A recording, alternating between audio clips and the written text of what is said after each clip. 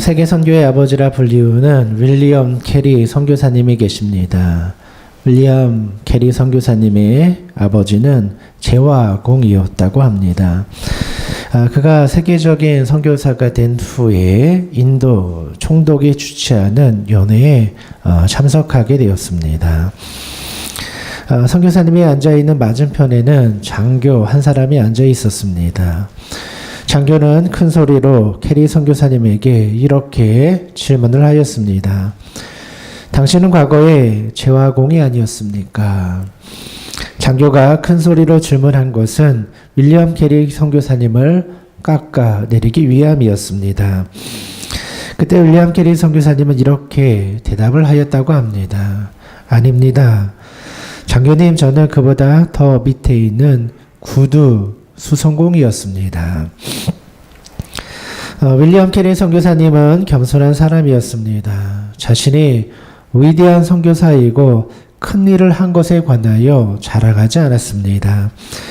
오히려 구두 수성공이었던 자신을 사용해 주신 하나님 앞에 감사를 드렸던 것이죠. 윌리엄 캐리 선교사님이 이렇게 겸손할 수 있었던 것은 하나님의 사랑 때문이었죠. 모든 일을 할 때 사랑이 우선이었기 때문입니다. 교회 안에서 무슨 일을 하든지 사랑이 먼저이면 아무런 문제가 되지 않는 것이죠.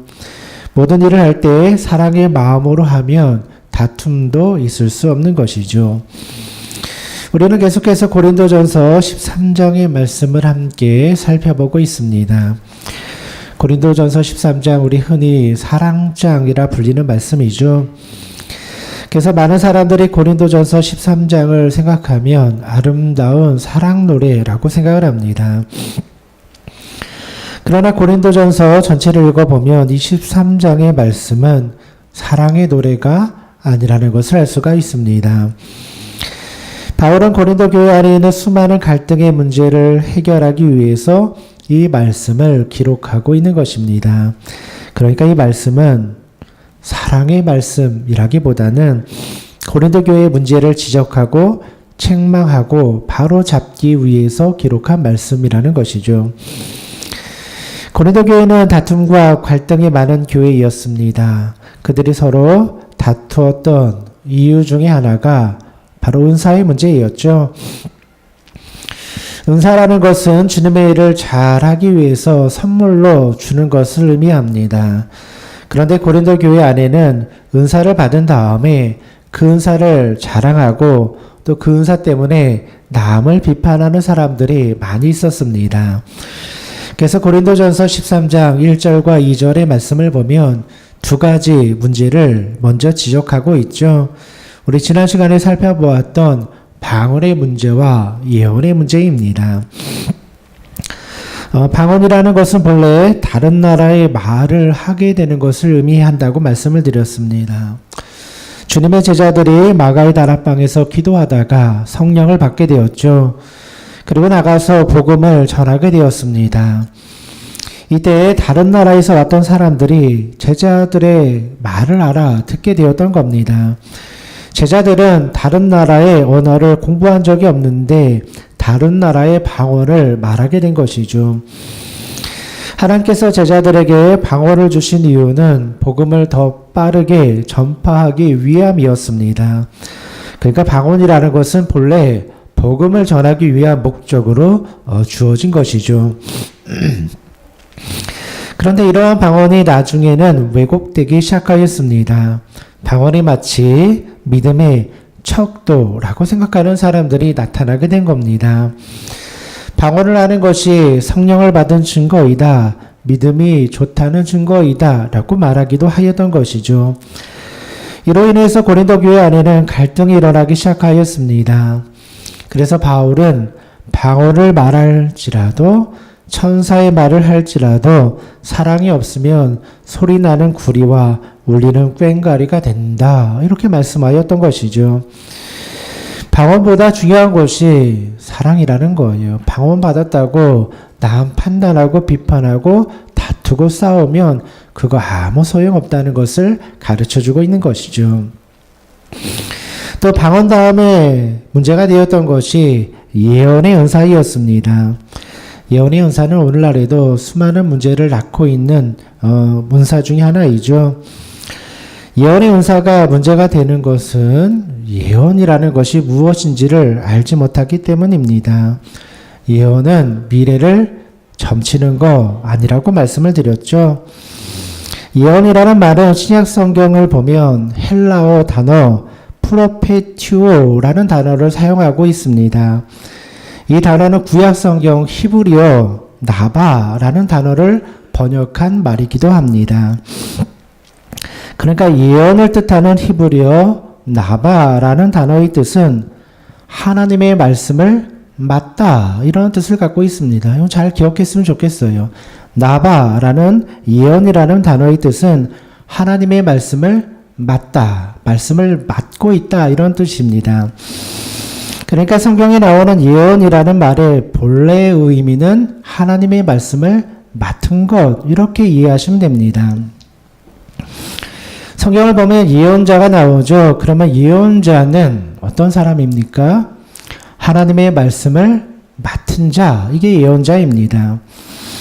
그래서 예언자나 선지자는 미래를 점치는 사람이 아니라 하나님의 말씀을 맡아서 가르치는 사람, 이렇게 이해하시면 됩니다.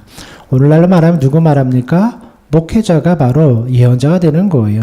하나님의 말씀을 맡은 사람이기 때문이죠.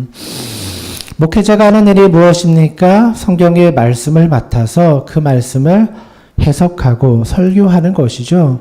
이것이 바로 예언의 뜻이라는 겁니다. 우리나라 사람들이 예언에 대해서 오해하는 이유는 성경에서 말하는 예언자를 잘못 번역하였기 때문입니다. 이 예언자에서 예자가 한자로 많은 사람들이 미래 예자를 사용한다 생각을 합니다. 그래서 미래의 이야기, 미래의 말을 하는 사람을 예언자 이렇게 이해하는 거예요. 그런데 성경에서 말하는 예언자에서 이 예자, 한자로 쓰는 예자는 미리 예자가 아니라 맡길 예자를 사용하고 있다는 거예요. 맡길 예자. 그래서 하나님의 말씀을 맡은 자, 말씀을 맡은 자가 예언자 이렇게 해석을 해야 된다는 거예요. 여러분 은행에 가면 예금하잖아요. 예금. 돈을 맡긴다는 뜻이죠. 그러니까 성경에서도 예언이라는 말씀은 미리 예자로 해서 미래를 말하는 것이 아니라 말씀을 맡았다 이렇게 이해하시면 되는 거예요. 그러니까 예언자 써놓으니까 이게 헷갈리는 거예요. 이게 미래를 말한다 오해를 하는 거예요. 볼에 성경의 말씀을 알지 못하니까 성경에 나오는 예언이라는 단어를 잘못 해석해 버린 거예요. 마치 미래를 점치는 것이 예언이다 생각하였던 것이죠. 그런데 이러한 문제는 오늘날의 문제만이 아니었습니다. 2000년 전 고린도 교회 안에도 이러한 문제가 있었던 것이죠. 예언의 은사를 받았다고 하면서 미래를 점치고 미래의 이야기를 하면서 이로 인해서 교회 안에 많은 문제가 일어나게 되었던 겁니다. 오늘날도 그랬고 2000년 전에도 교회 안에 이러한 문제가 많이 있었던 거예요. 그래서 바울은 말합니다. 예언하는 능력이 있고 심지어 산을 옮길 만한 믿음이 있을지라도 사랑이 없으면 아무것도 아니다. 이렇게 말하는 거예요. 바울은 2000년 전이나 지금이나 교회 안에서 너무나 필요한 메시지가 무엇인지를 잘 전해주고 있는 것이죠. 그리고 오늘 그 3절의 말씀을 보면 또 다른 문제를 다루고 있습니다. 고린도 교회 안에 있는 구제의 문제를 다루고 있습니다. 오늘 3절의 말씀을 보니까요. 내가 내게 있는 모든 것으로 구제하고 또 내 몸을 불사르게 내어줄지라도 사랑이 없으면 내게 아무 유익이 없느니라. 3절의 말씀을 보면 내게 있는 모든 것으로 구제하고 내 몸을 불사르게 내어줄지라도 라는 말씀이 나옵니다. 고린도 교회 안에는 열심히 구제하는 사람들이 있었습니다. 오늘날로 말하면 교회 안에서 헌금도 열심히 하고 봉사도 열심히 하는 사람들이죠. 교회 안에서 열심히 헌금 생활하고 봉사하는 거 너무나 중요한 일입니다. 그런데 고린도 교회 성도들 중에는 자신이 하는 봉사와 헌신이 자랑이 되어버린 사람들이 있었던 거예요. 많이 봉사하고 또 많이 헌신하면서 그것을 자랑으로 삼는 사람들이 있었던 거예요. 내가 이만큼 헌신했으니 나를 좀 알아주십시오. 나 좀 알아주세요. 이렇게 말하는 사람들이 있었던 거예요. 더 큰 문제는 이러한 봉사하는 사람들이 다른 사람들을 판단하기 시작하는 거예요. 나는 이만큼 교회에서 일했는데 당신은 왜 일하지 않아? 나는 이렇게 많이 헌신했는데 당신은 왜 아무 일도 하지 않아? 이렇게 판단하고 비난하는 사람들이 있었던 거예요. 이때부터 갈등이 시작되는 것이죠. 나는 이만큼 일하는데 당신도 이만큼 일해야지. 이러면서 서로 다투기 시작한 거예요. 그러다 보니까 서로 갈등도 일어나게 되고 다툼도 생기게 된 것이죠. 교회 안에서 봉사하고 헌신하는 거 너무나 중요한 일이죠. 그런데 이러한 헌신과 봉사를 할 때 철저하게 우리는 하나님 앞에서 해야 되는 것입니다. 내가 헌신하는 것이 사람에게 보이기 위함이 되어서는 안 되는 것이죠. 사람의 칭찬과 인정을 받기 위한 것이 되어서도 안 되는 겁니다. 그냥 예수님의 은혜가 너무나 크기 때문에 예수님 때문에 하는 거다. 이렇게 생각해야 되는 것이죠. 정말 사랑의 마음으로 봉사하게 되면 다른 사람과 비교할 필요가 없는 거예요. 오늘 본문에 나오는 것처럼 몸을 불사르게 내어줄지라도 그러니까 내가 가진 거 다 주어도 그것 때문에 자랑할 이유가 없게 된다라는 거예요. 교회 안에서 일을 많이 하고 열심히 하는 것도 중요합니다. 그러나 일을 하면서 갈등이 일어난다면 무엇인가 원망의 마음이 생긴다면 그것은 내가 지금 잘못된 길로 가고 있다 생각해야 되는 것이죠. 교회 안에서 임원을 맡고 교회 일을 하는 것도 중요합니다. 그런데 임원을 맡고 교회 일을 하는 것 때문에 갈등이 일어난다면 그것은 잘못된 길로 가고 있는 것이죠. 아무리 큰 일을 하여도 그 일 때문에 다툼이 일어나면 그 일 다 무너지게 되는 것입니다. 그러니까 여러분 교회에서는 일을 열심히 하는 것보다 그저 조화롭게 하고 하나 되어 하는 것이 더 중요한 것이죠. 고린도전서에서 말하는 사랑이 무엇입니까? 예전에 고린도전서 읽을 때 여기 나와 있는 사랑은 추상적인 사랑 이런 거 생각했어요. 뭐 아가페 사랑, 뭐 필레오 사랑 이러면서 사랑을 뭐 개념으로 정리하고 그런 이야기 많이 들어보셨죠? 저도 사랑하면 지고의 사랑, 뭐 그냥 아낌없이 주는 사랑 이런 걸 생각했습니다. 그런데 다시 고린도전서를 읽어보니까요. 여기 이렇게 나와 있는 사랑은 추상적인 사랑, 멀리 있는 사랑 이런 거 이야기하는 게 아니에요. 여러분 사랑이라는 것은 교회 안에서 그냥 하나 되고 복음을 위해서 일하는 거 이게 바로 사랑이라는 거예요. 고린도 교회 안에서 사랑이 무엇입니까? 서로 파당 나누지 않고 다투지 않고 하나 되는 게 사랑이라는 거예요. 그러니까 사랑하는 교회가 어려운 게 아니라 교회에서 다툼이 일어나지 않고 그냥 서로 조화롭게 일하면 사랑하는 교회라는 거예요. 교회를 하면서 서로 자랑하지 않고 서로 비난하지 않고 공격하지 않고 이해해주면 그게 사랑이라는 거예요. 뭐 사랑 굉장히 어려운 거 아니라는 거예요. 사랑은 저 멀리 있는 것도 아닙니다. 그냥 현실 속에서 겸손하게 낮아지고 상대방 이해하면 그게 사랑의 마음이라는 거예요. 운전을 할 때 누가 큰 사고를 내는지 아십니까? 운전을 잘하는 사람이 큰 사고 내요. 운전 경력이 많은 사람이 큰 사고 내요. 절대로 초보 운전자들은 대형 사고를 내지 않습니다. 이유는 뭔지 아십니까? 초보 운전자들은 빨리 달리지 않기 때문이에요. 운전을 잘하는 사람들은 자신이 운전 잘한다 생각하니까 고속도로에서도 막 150, 200km 달리죠. 그러다 큰 사고 나는 거예요. 그러나 운전 못하는 초보 운전자들은 80km만 달려도 덜덜 손이 떨려가지고 절대로 빨리 달리지 못해요. 그래서 초보 운전자들은 어떤 사고 냅니까? 주차하다가 접촉사고, 큰 사고 내지 않아요. 차 긁는 게 전부예요. 근데 운전 잘하는 사람들은 자만에 빠져서 달리다가 대형 사고를 일으키는 거예요. 교회에서도 마찬가지입니다. 교회 안에서 누가 추돌 사고 내는지 아십니까? 믿음 생활을 오래 하여서 믿음이 좋다 생각하는 사람들이 빨리 달리다가 사고 내는 거예요. 열심히 봉사하다가 사고 내는 거예요. 봉사도 많이 하고 직분을 맡은 사람들 일을 많이 하다 보니까 열심히 하다 보니까 하나님 위해서 열심히 뛰다 보니까 사고도 나는 거예요. 그런데 아무 어떤 일을 하든지 부딪히고 사고 나고 그러면 그 일 다 무너지는 거예요.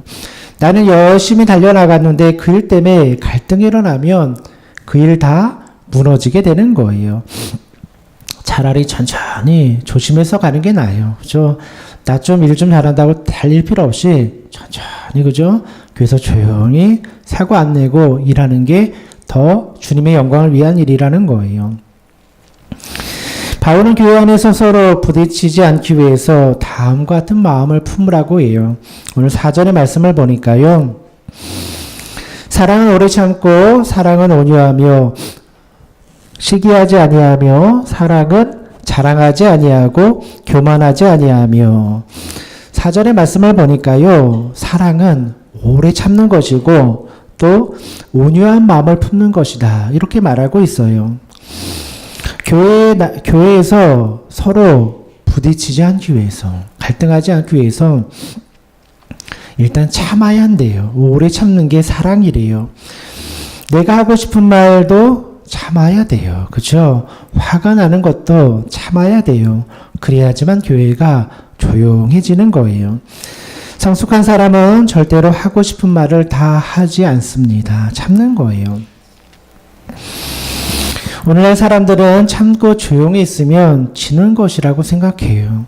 그러나 성경에서는 참는 것이 진짜 힘이고 능력이라고 가르쳐주고 있어요. 십자가가 무엇입니까? 십자가는 참는 거예요. 예수님께서 이 세상에 오셔서 온갖 수모와 고통을 참으셨어요. 이게 십자가예요. 아무 잘못도 하지 않았는데 사람들이 막 비난하는 거 보면서 참는 거예요. 그게 십자가라는 거예요. 예수님께서 참으셨기 때문에 오늘날 우리가 구원을 받을 수 있는 겁니다. 기독교의 능력은 참는 거에 있어요. 여러분 십자가가 어려운 거 아니에요. 그냥 참는 거예요. 참는 것은 지는 것이 아니라 진짜 능력이 나타나는 거예요. 참는다고 해서 야, 너 힘없지? 생각하는 게 아니라는 거예요. 참기 때문에 그 안에서 진짜 십자가의 능력이 나타나는 거예요. 그래서 4절의 말씀을 보면 온유한 마음에 관하여 말씀하죠. 성경에서 말하는 온유라는 것은 부드러운 마음을 말하는 것이 아니에요. 힘이 없어서 어쩔 수 없이 참는 것을 온유다 이렇게 말하지도 않아요. 실제로는 얼마든지 이길 수 있는 힘이 있는데 그 힘을 절제하는 것을 온유라고 해요. 내 안에 사자와 같은 본성이 있는데 그것을 잘 다스리는 것을 온유라고 해요. 이게 성경이 말하는 온유의 정의라는 거예요.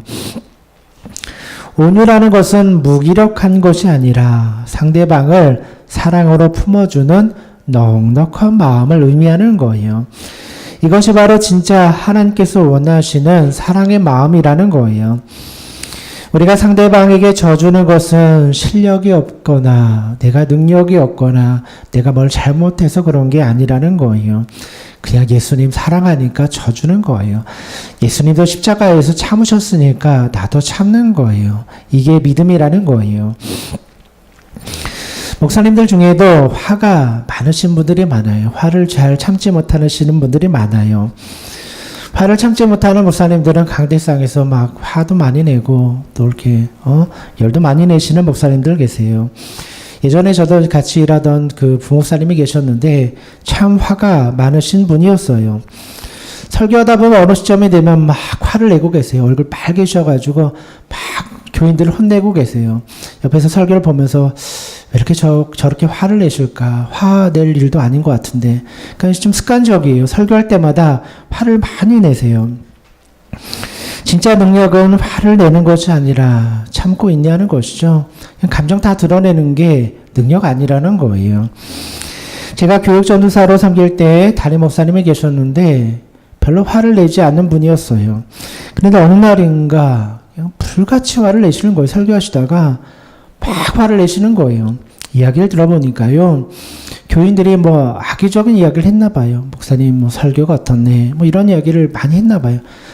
참다가 폭발하신 것 같아요. 막 화를 내시면서 그런 얘기 하지 말라고 화를 내는 것을 본 적이 있어요. 저는 교육 전도사 시절에 어린 시절에 그 모습을 보면서 야, 강대상에서 화내면 안 되겠구나 뭐 이런 생각을 했어요. 별로 좋아 보이지 않더라고요. 그래서 될 수 있으면 강대상에서 화를 내지 않고 감정을 드러내지 않으려고 해요. 뭐 개인적인 이야기도 잘 하지 않죠. 개인적인 이야기라고 화를 내고 분노를 낸다고 해서 사람들이 변화되는 거 아니죠. 교회는 화낸다고 해서 사람들이 변화되는 거 아니라는 거예요. 교회에서는 참는 거예요. 참고 온유한 마음을 보여주어야 돼요. 그래야지 십자가의 능력이 나타나는 거예요. 여기 계신 분들도 뭐 하고 싶은 이야기들 많잖아요. 뭐 분노 일어나는 일 얼마나 많이 있어요. 근데 그 이야기 다 하고 살아보세요. 교회가 조용할 날이 있겠습니까? 항상 시끄러운 거죠. 그래서 그 다음에 나오는 5절의 말씀을 보면 보다 구체적으로 가르쳐주고 있어요. 무례행하지 아니하며 자기의 유익을 구하지 아니하며 성내지 아니하며 악한 것을 생각하지 아니하며. 사랑이 어려운 거 아니에요. 무례하게 행하지 않는 거 사랑이래요. 무례하게 행하지 않는 거. 성내지 않는 거 이게 사랑이래요. 여러분 무례하지 않고 성내지 않는 게 사랑이래요. 무례한 행동이나 말을 하지 말아야 돼요. 또 자신의 감정을 드러내고 막 성을 내고 화를 내서는 안 돼요. 이게 사랑이 아니라는 거예요. 만약에 교회 안에서 성내는 소리가 들린다면 그 문제가 있는 거라는 거예요. 사랑이 부족한 거예요. 화내는 목소리가 들린다면 그것은 문제가 있다는 거예요. 교회는 누구의 잘못을 따지고 비난하는 곳이 되어서는 안 되는 거예요. 예전에 제가 말씀드렸잖아요. 하나님은 선하시고 우리는 다 죄인이다. 다 똑같은 거예요. 다 죄인들이 모여 있는 거예요. 누가 누구에게 뭘 따집니까? 하나님은 선하시고 교인들은 다 죄인인 거예요. 누가 더 잘났네 못났네 따질 필요가 없는 거예요. 고린도 교회는 얼마나 시끄러운 교회였습니까? 나는 바울파다. 나는 아볼로파다. 서로 나눠서 싸우고 소리 고성이 오고 가고 내가 더 잘났네 네가 더 잘났네 매일같이 싸우는 거예요. 그러다 보니까 서로 무례하게 행하는 거예요. 무례하게 예의가 없이 행하는 거예요. 뭐 성도들 간에도 예의가 없는 거예요. 직분자들 가운데도 예의가 없는 거예요. 교육자에게도 예의가 없는 거예요. 이거 안 된다는 거예요. 그거는 사랑이 아니다. 교회 안에서 무례히 행하거나 성내는 거 문제가 있다는 거예요. 여러분 교회 안에서는 큰 소리 내지 마세요. 여러분들이 100번 잘하고 상대방이 100번 못해도 성내지 마세요. 교회에서는 안 된다는 거예요. 큰 소리도 내지 마세요. 그냥 좋게 얘기하세요. 좋게 이야기하면 모든 것이 다 이해가 되는 거예요. 순간 화가 나잖아요. 근데 화를 내고 나면 나중에 후회하잖아요. 내가 이렇게 왜 화를 냈을까? 한번 참고 넘어가면 다 이해가 되는 거예요. 다 이해가 될 수 있는 문제인데 감정 때문에 화가 나는 거예요. 교회 안에서는 큰 소리 낼 수 있으면 나지 않아야 돼요. 그게 사랑하는 교회예요. 교회 안에 막 큰 소리가 나면은 문제가 있구나 생각하면 되는 거예요. 무엇인가 문제가 있어도 잘 얘기하면 되죠. 따질 필요가 없는 거예요. 잘못을 가릴 필요가 없는 거예요. 예수님께서도 억울하셨죠. 그러나 예수님께서 참으셨잖아요. 예수님 무슨 죄가 있어서 십자가에 달려 죽으셨습니까? 다 참는 거예요. 참고 인내한 게 예수님의 사랑이라는 거예요. 그러나 예수님 따라가는 사람도 참아야죠. 성내지 말아야죠. 무례히 행하지 말아야죠.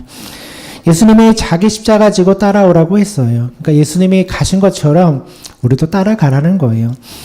세상에서 우리가 그냥 장사하고 있거나 세상에서 일을 하고 있으면 화낼 수 있잖아요. 누가 내 돈 떼어가면 바로 화내고 막 집어던지고 화도 낼 수 있잖아요. 근데 교회는 다르다는 거예요. 교회 공동체는 세상 사람들처럼 잘못 따지고 성내고 화내면 안 된다는 거예요. 이게 사랑이라는 거예요. 힘들죠? 힘들죠. 어떻게 감정 다 감추고 살아가겠습니까? 제가 섬기던 교회 안에도 분쟁이 있는 교회이었어요. 제가 부목사 시절 할 때 한 6개월 정도 교회가 분쟁이 있었어요. 분쟁 있는 교회들 많죠, 요즘? 담임 목사님을 청빙하는 과정에서 문제가 생겼어요. 청빙위원회가 한 5명 조직이 되어서 담임 목사님 모시고 뭐 투표도 하고 그래가지고 뽑았는데 새로 오신 목사님과 교인과 갈등이 생긴 거예요. 싸움이 시작이 된 거예요. 그에 당회가 있었는데 성도들은 담임 목사님의 문제를 거론하고 따지기 시작한 거예요. 당회가 시작이 되었는데 담임 목사님의 자격에 문제가 있다. 막 따지고 청빙위원들, 모신 이 청빙위원 5분들 문제가 있다. 막 따지기 시작한 거예요. 당회 안에서 서로 논쟁이 시작이 되었습니다. 결국 당회는 싸움으로 번지게 되었고 고성이 오고 가게 된 거예요. 막 이쪽에서 소리 지르고 저쪽에서 소리 지르고 12시에 당회가 시작이 되었는데 오후 2시 예배, 오후 예배를 드리는 시간까지 당회가 계속되는 거예요. 끝나지 않는 거예요. 담임 목사님은 오후 예배 시간이 되었으니 이제 회의 마무리하고 예배 드립시다 이야기한 거예요. 예배 시간이 되었으니 어떻게 합니까? 그러나 성도들은 계속 소리를 지르는 거 안 된다는 거예요. 여기서 당회 멈추면 안 된다는 거예요. 우리 결론을 보자는 거예요. 여기저기서 막 의견을 내고 고성을 지르는 거예요. 담임 목사님은 안 된다. 2시가 되었으니 오후 예배 드려야 된다. 멈춥시다. 여기 당회 끝입니다 하고 강대상에 올라가신 거예요. 예배 드립시다 했는데 성도들이 멈추지 않는 거예요. 계속 소리 지르는 거예요. 안 됩니다. 이대로 당회 끝낼 수 없습니다. 담임 목사님이 강대상에 올라와서 설교를 하려고 하는데 성도들이 고성을 지르니 어떻게 합니까? 나 예배 못 드린다 하고 사택으로 들어가 버리신 거예요. 그때 저 이제 또 다른 부목사님이 계셨는데 어떻게 합니까? 담임 목사님 들어가셨으니 예배 인도해야죠. 저보다 선임이었는데 저를 쿡 찌르면서 네가 올라가 그러더라고요. 본인이 부담스러우니까 저한테 올라가. 오후 예배 시간에 예배를 인도하기 위해서 딱 앞에 섰는데 조금 전까지만 해도 성도들이 고성을 지르며 싸우던 그 앞에 서가지고 예배를 인도해야 되는 상황이 된 거예요. 마음이 참담한 거예요. 설교할 수가 없는 거예요. 담임 목사님도 설교 안 하고 내려갔는데 부목사가 설교할 수 없잖아요. 그래서 여러분 5분 동안 우리 기도합시다. 5분 기도하고 예배를 마치고 내려왔어요. 여러분 똑같은 교회인데요. 그 안에 고성이 있고 다툼이 있고 분쟁이 있으면 더 이상 교회로서의 기능을 발휘할 수 없는 거예요. 그 모습 보면서 많은 사람들이 상처받는 거예요. 그 모습을 보면서 어린아이들이 상처를 받는 거예요. 여러분 고성이 오가는 교회는 더 이상 교회로서의 기능을 발휘할 수 없는 거예요. 물론 잘못한 사람도 있고 잘한 사람도 있죠. 그런데 소리 지르고 싸우면 그 교회는 더 이상 교회로서의 기능을 할 수 없는 거예요. 일단 교회 안에서 갈등이 일어나고 고성이 있다면 그 교회는 지금 잘못된 방향으로 가고 있는 거예요. 누가 잘하고 잘못하고를 떠나서 교회가 문제가 있는 거예요. 교회 안에서는 누가 잘하고 잘못한 것을 따지며 소리를 내고 고성을 지르는 곳이 되어서는 안 된다는 거예요.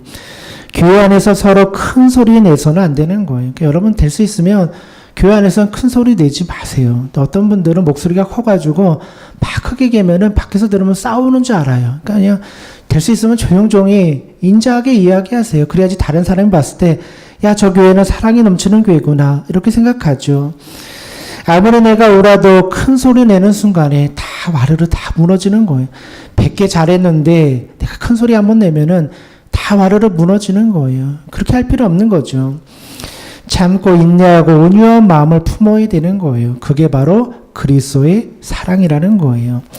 여러분 사랑이라는 게 뭐 되게 어려운 거 아니에요. 그냥 교회가 별 소리 없이 그저 큰 문제 없이 돌아가면 그 교회에 사랑이 있는 거예요. 내 몸을 불사르게 내어주지 않아도 그냥 조용히 지나가면 사랑이 있는 거예요.